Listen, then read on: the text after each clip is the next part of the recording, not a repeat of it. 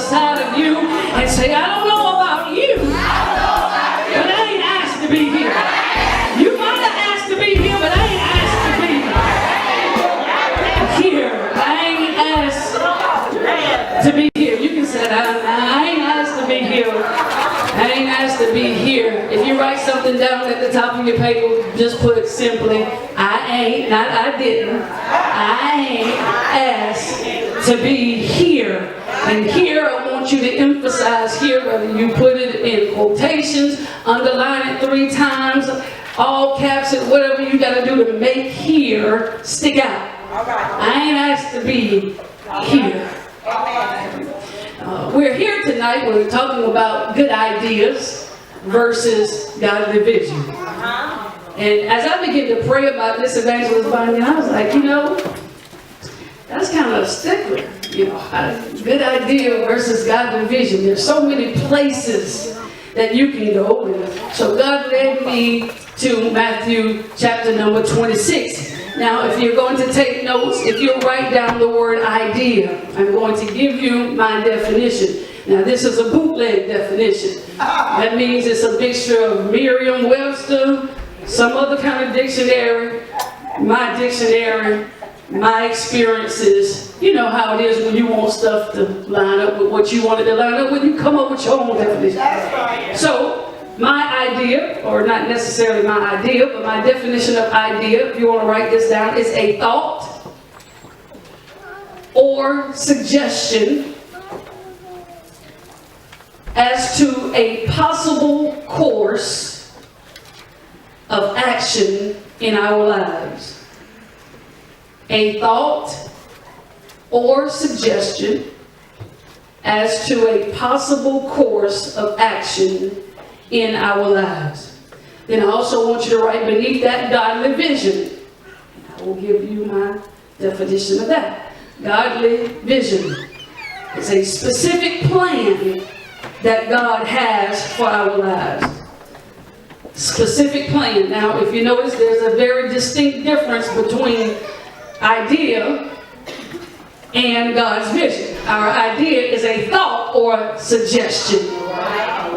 Godly vision is a specific plan. How many of us can admit that there are times when we have our own ideas about who we want to become, what we want to do, how we want to get it done, what are our plans, our thoughts. We have all of these suggestions about our lives, but most of the time, at least in my life, 99% of the time, my idea of what I want to do with me is not God's vision of what He wants to do with me. I don't know if y'all have ever been disappointed or not, but I can go all the way back to my teenage years, some things I thought I should be doing, and I planned my life according to my idea of who Sabrina should be, but God have mercy, look at him. I ain't asked to be him. I ain't asked to be him.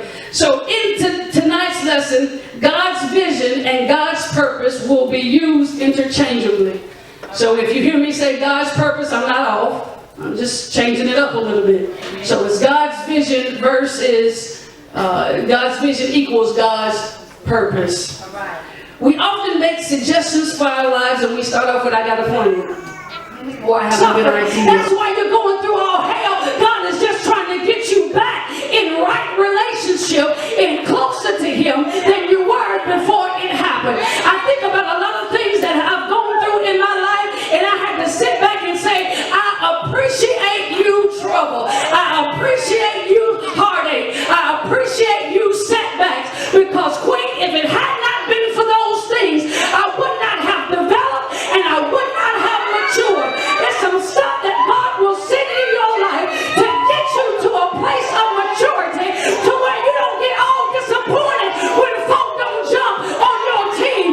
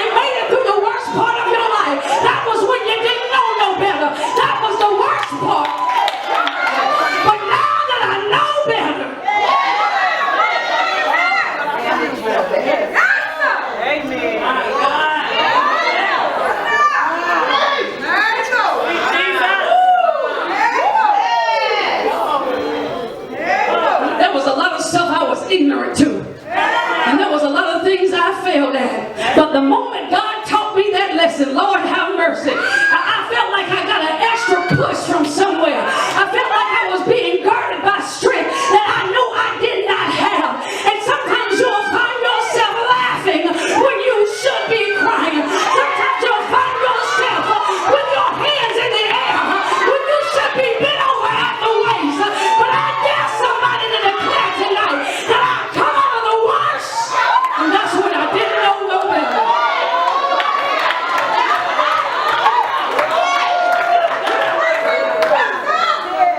Verse 39. Verse number 39. Verse number 30. I think I done read it, but I'm going to read it again.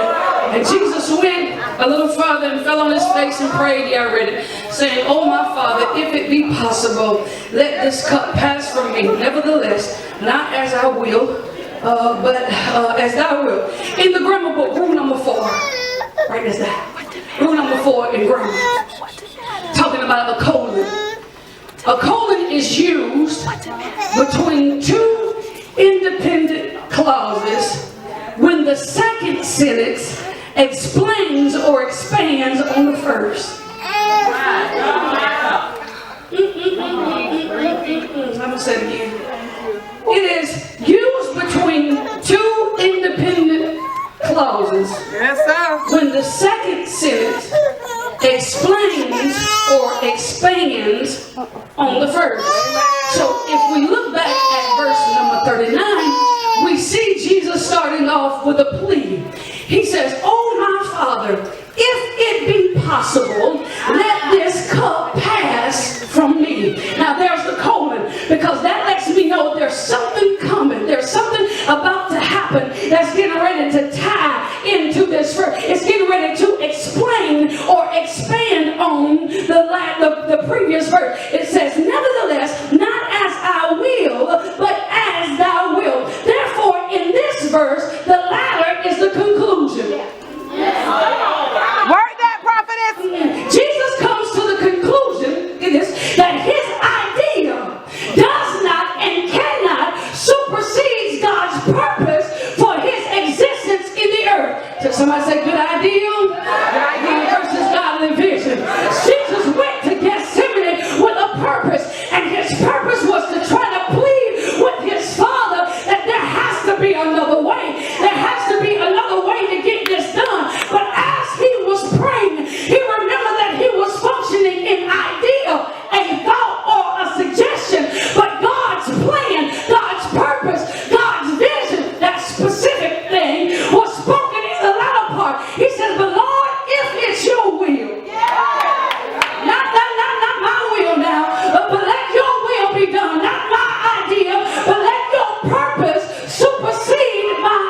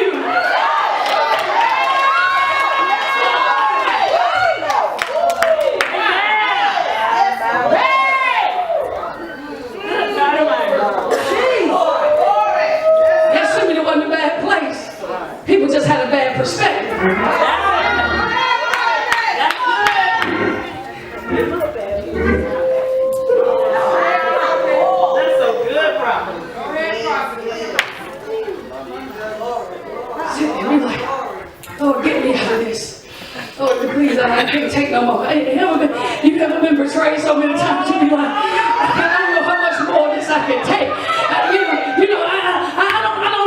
I don't know who you are, but I know there's some people in here that have experienced betrayal, and you've asked God, why do I continue to have to go through these loops and cycles? Well, let me tell you from experience, God spoke to me, and He says, I got to keep you going through it because I got to keep you getting closer to me. Every time I see you getting away,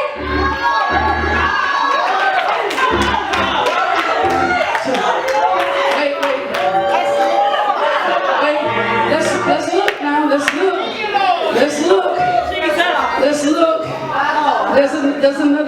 There's another part to this. There's another part to this. In verse number 42, something happened. My Lord. Verse number 42, something happened. Y'all know in the 39 through 42, there was an exchange, a conversation, where he goes back and he finds the people he told to pray, they were asleep. Watch what happened. He went back to their place. He went back to where they were, addressed their issue, and then the Bible says he had to go back to that place again. He had to leave them and go back to the place again, and he went back and had another conversation with God. The conversation went something like this. He says, verse number 42, he went away again the second time and prayed, saying, Oh my Father, if this cup may not pass away from